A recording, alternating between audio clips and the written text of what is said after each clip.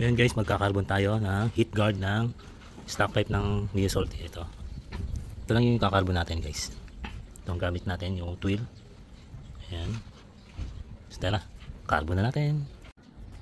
Ngayon, sukatin muna natin yung gano'ng kalaki yung gagamitin nating carbon twill. Okay.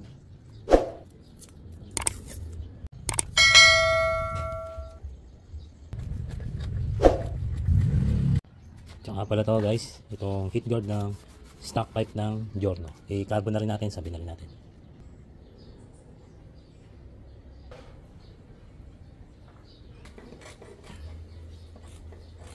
So ngayon, lilihain natin yung ating kakarbon gamit yung 120 grit. Magaspang yan guys.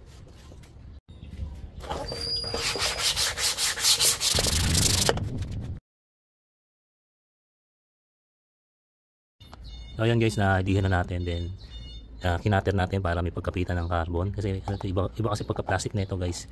Ito yung hindi kinakapitan ng pintura basta-basta. So ginawa natin, nag-cut tayo, naglagay tayo ng mga hiwa-hiwa. So ayun, tayo lang natin matuyo, then magtitimpla na tayo ng resin. Ayan guys, nakapag-timpla na tayo, haluin natin.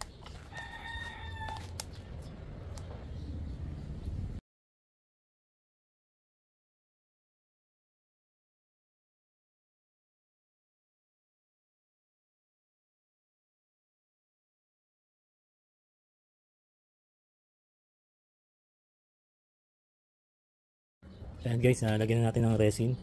Ngayon, hintay lang natin siya matuyo mga 1 oras or mahigit. Basta pag dinampin nyo ng daliri na medyo malagkit-lagkit, saka nyo ilalagay yung pinaka-tela para mas kapit kagad siya. Kasi once nilagay nyo kagad yung tela dyan sa ganyan, is aangat lang. So masasayang na yung materials na ginamit. So hindi maganda yung resulta niyan. So ayan, hintayin natin matuyo ng konti.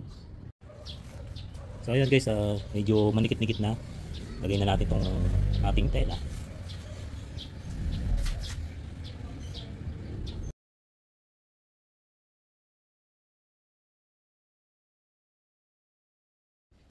Ayan guys, after natin balutan ng tela na carbon, binacuum na natin. Hindi na natin na video yung pag vacuum guys. So patuyuin lang natin to after mga 2 hours yan. Pwede na tanggalin sa vacuum. So ayun guys, after natin malagay sa vacuum, ito, inalis na natin. So ngayon, tinanggalan na natin siya ng mga excess yan sa likod niya. So gamit tong ating mini grinder, ayan. At napahiran na rin natin siya ng first coating na resin, kaya po ganyan makintab. Hindi ko na na video, pero ganoon lang din ang proseso yung paglalagay ng resin. So ayan guys, tapusin natin to. Ayan. Linisin muna natin siya bago ulit natin lagyan ng resin.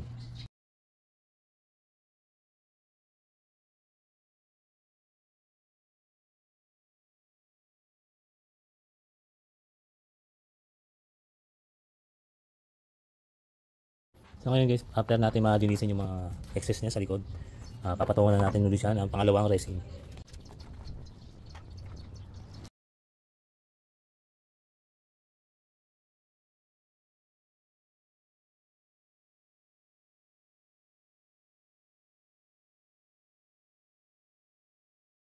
So update tayo sa ginagawa nating project na carbon skinning. Ito guys yung resulta. After nating maliha is napantay na natin yan kasi talagang yan, alon-alon din, bukol-bukol. Ito yan. So nalihan na natin siya ng 120. Then gagawin natin is papahiran ulit natin siya ng resin para sa final coating. After matuyo, yun, ano na siya, itatap coat na natin guys. So yun, ito na yung ating ginagawa. Update natin. After natin ma-final coat na resin is tataputan na natin guys, pero dilihain muna natin siya, lilinisin natin yung mga gilid-gilid, then puputasan na natin siya. Ayun. Ayan, ganyan kakintab po yan. Siguro naka 5 patong po yung resin na ginawa natin. Lilinisin na lang natin yung gilid. Ito guys, nalihan na natin, napakinisan natin yung mga gilid-gilid niyan. Ayan. Ang ginamit kong diha dyan is una 120, pangalawa 400, then yung pang finish niya is 1,000 or 1,500, pwede na yan.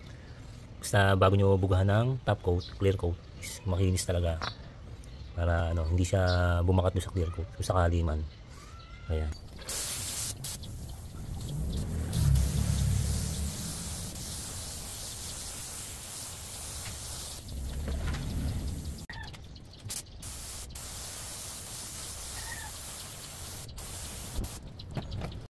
So ayan guys, ito na yung pinaka-final result ng ating ginagawang carbon skinning dito sa heat guard ng tambutin natin. Ayan guys, medyo mainit. Ayan, makintab na po siya. Natapkutan na natin. Makinis na po yung ilalim. Ayan. Ayan, kita nyo naman yung kintab niyan guys. Napakakapal po ng ating resin. Ayan. Ayos na guys. So ganun lang yung pagka-carbon skinning guys. Mahirap lang po kasi dyan yung paglalapat, yung unang proseso, paglalagay ng tela, then yung pagdilinis sa mga gilid-gilid. At medyo makati po talaga yon. Pero pag once na malinis na siya, lilihain nyo na lang ng basa, may sabon, and then patong na lang ng patong ng resin. So yun, tatapot nyo na, bugahan nyo na ng clear coat. So yun lang guys, sana nakatulong yung ating video sa ating paggawa ng carbon skinning. Sana sa mga hindi pa nag-subscribe, mag-subscribe na po at pahit na rin yung notification bell para updated kayo sa mga upload na videos na gagawin natin guys. Yung mga DIY tutorial, yun ang mahilig natin gawin guys. So yun, good luck guys, salamat po.